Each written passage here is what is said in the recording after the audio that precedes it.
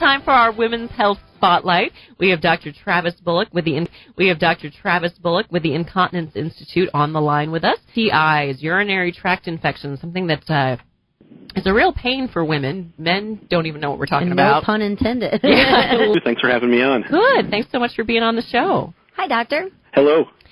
So let's talk the basics about UTIs, so symptoms that to look out for. So generally what women will experience is, the kind of the hallmark is burning with urination. With urination, urinary urgency, or that strong, persistent urge to void, going to the bathroom frequently and passing small amounts of urine, or even blood in the urine. It may range anywhere between red to pink to tea-colored, and then usually also goes along with some pelvic pain or some pain in the bladder. Urinary tract infection is no fun. So what's happening and what causes this to happen?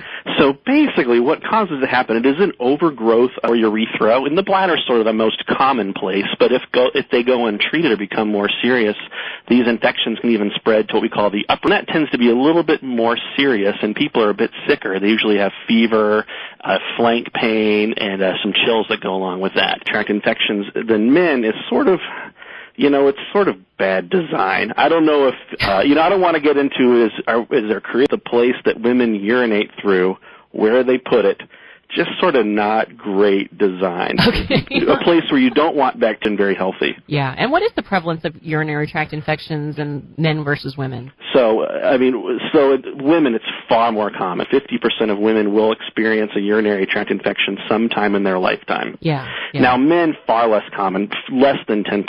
Enlarged prostate or some other urinary tract abnormality. Anytime you see a urinary tract infection in a man, we really think that is a common health condition. In a urinary tract infection, is that when sometimes you end up really sick?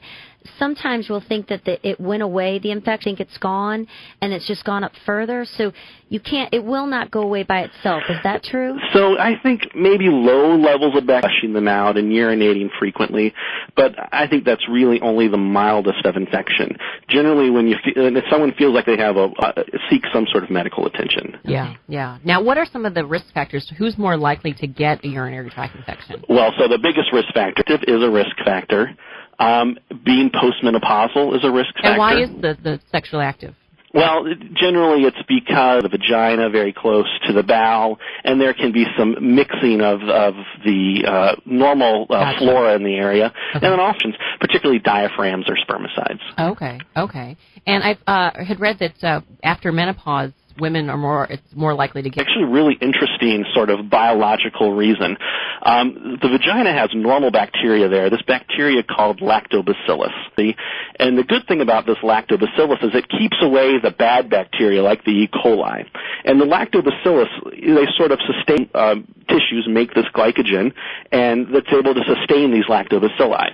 Now, when women go through menopause, the lactobacillus go away, and that sort of allows the bad bacteria like E. coli or Enterococcus to sort of populate the area. Okay.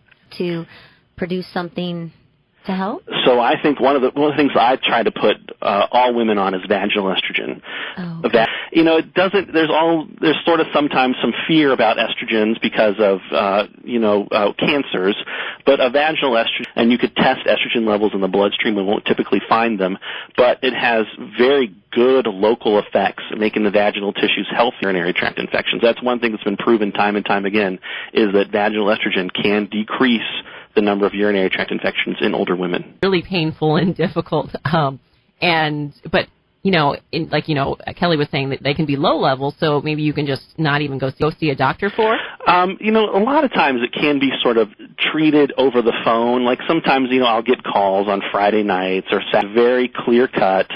It doesn't sound like anyone's sick or having a fever. Some of these things can be managed over the phone without having a good idea of what are the most common bacteria that cause these infections and what are the most common antibiotics that can treat them. Mm-hmm. So a lot of it can be made if it's a recurrent infection or if there's fevers or really a lot of more serious symptoms. That's when you really need to get a urine culture. About if it doesn't go or if it's left untreated, how it can be serious. I had somebody who ended up getting a kidney infection. Yes. Ascend or go up from the bladder up into the kidneys and cause something called pyelonephritis. Now, people with pyelonephritis, they're very sick. they have flaccid. But not always. The problem with pyelonephritis is if these go untreated, it can cause long-term kidney damage. Okay. For the Incontinence Institute, we're talking about urinary tract infections, something that is incredibly common with women. Now, what about just alternatives to those symptoms? So lots of things you can do at home to prevent them. One of the things that keeps women from getting urinary tract infections is the fact that women go to the bath bacteria. So, don't hold the urine for excessive periods of time. If you void every 3 to 4 hours, that tends to keep the urinary tract. It also helps dilute out bladder irritants. Empty your bladder after intercourse.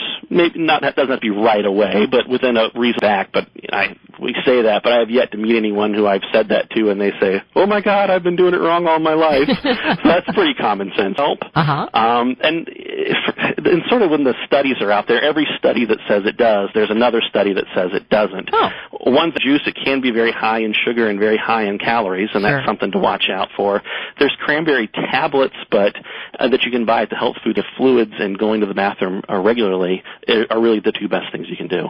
Now, what about, yogurt? They're supposed to have the good... There's not a whole lot of studies that sort of one way or the other on that. On the bowels there is, but on keeping bowels regular, on irritable much for urinary tract infections. Okay. What about probiotics?